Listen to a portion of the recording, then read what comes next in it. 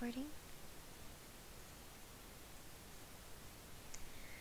Alright, liquid dosage forms can come in the form of solutions or dispersions. Solutions are defined as a solute dissolved into a solvent. They are single-phase systems, meaning that they are clear and homogeneous.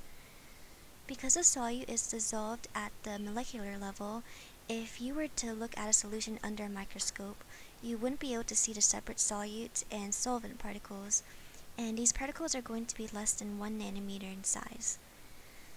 Dispersions are two-phase systems split into two different categories, colloidal and coarse dispersions. For colloidal dispersions, the solute is dispersed in a solvent and its particles are going to be 1 to 500 nanometers in size. For example, blood. Blood has plasma plus the red and white blood cells dispersed in the plasma. For coarse dispersions, they are going to be either emulsions or suspensions. An emulsion is a liquid plus another liquid, and a suspension is going to be a solid plus a liquid.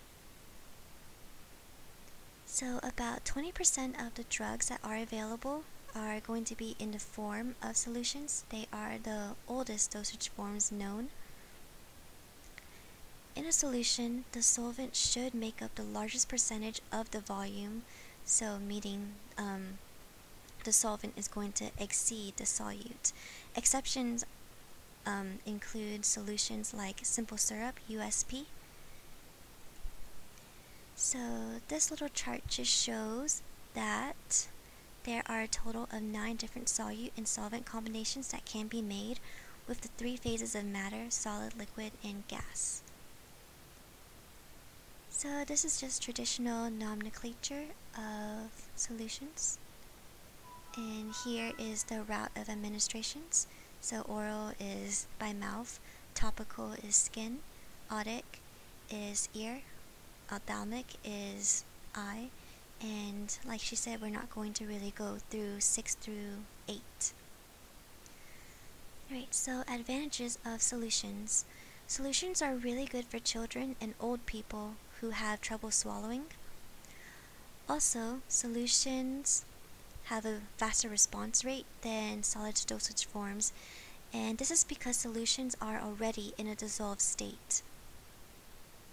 Also, solutions are more uniform than suspensions. Just think about it, suspensions usually settle into two different parts after a while, which is why you have to shake them up. And solutions also reduce gastric irritation because they are absorbed faster, and so they stay in the stomach for less time. And of course, there are disadvantages to solutions. Solutions are bulky, and this becomes a problem during travel and storage. Some drugs also cannot be dissolved in some solvents. Solutions have a shorter shelf life than solid dosage forms because the solvent may act as a reactant. So for example, penicillin that is dissolved in water, the water eventually becomes a reactant after some time, and this reaction is called hydrolysis. Also, solutions enhance the bad taste of a drug, and they also require preservatives. So for the preparation of solutions, solutions are mainly produced by the simple solution method, the first one. This is where you take the solute plus a solvent and put it into a mechanical stirrer. Heat is sometimes used to speed up the process, but this is only seen in large industry type places, not common pharmacies. You can also prepare a solution by chemical reaction. This is where you react 2 or more solutes in a suitable solvent. So for example, aluminum subacetate solution is prepared by reacting aluminum sulfate solution with acetic acid and calcium carbonate.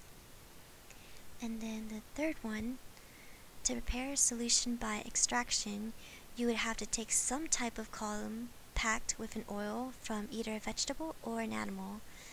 Then after that, you would pass a solute through that column and then extract the active ingredient from that oil. Right, so types of oral solutions. For dry mixtures, they are a dry mix of ingredients that already have everything in it except for the solvent.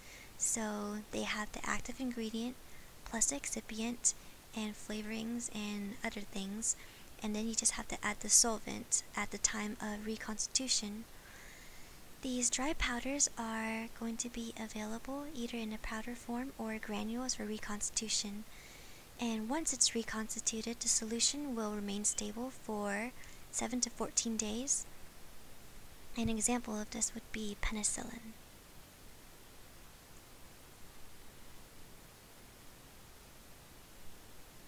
Alright, so oral rehydration solutions are given to people to rehydrate a person who has lost fluids during GI distress. So an example of this would be diarrhea. When someone has diarrhea, not only are they losing electrolytes, they may become dehydrated and go into shock. A lot of the times diarrhea is caused by a virus or bacteria, so we want to flush out this virus or bacteria by continuing to have the diarrhea. So oral rehydration solutions fix the fluid loss problem, not the diarrhea problem. Oil rehydration solutions usually contain sodium, potassium, bicarbonate, glucose, and citrate. So when someone is having diarrhea, their intestines will absorb glucose. This is why there is glucose in these rehydration solutions. So when the intestines absorb glucose, it will in turn allow sodium to be absorbed, because the glucose transporter also contains a channel for sodium to go into. The absorption of sodium would then trigger the absorption of water.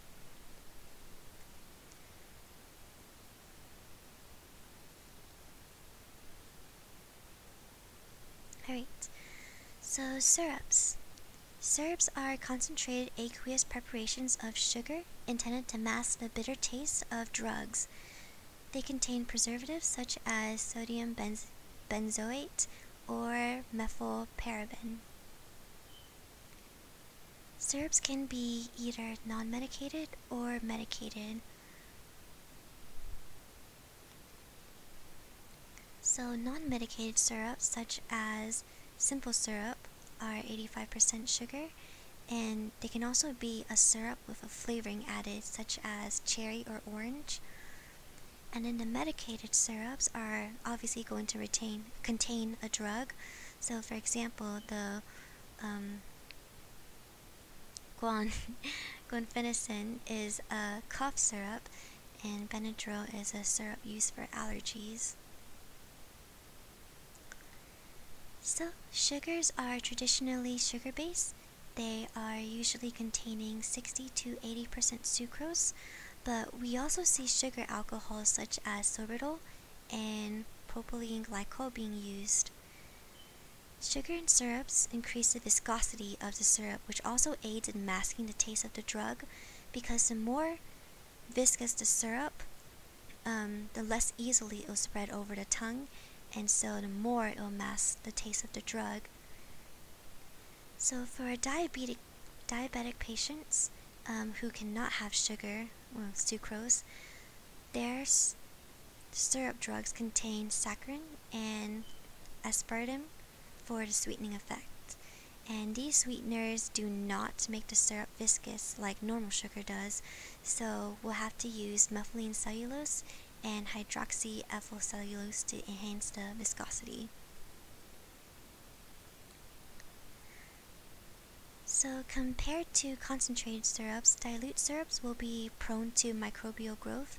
This is because sugar acts as a preservative after a certain concentration of sugar is reached, and that concentration is going to be 85%.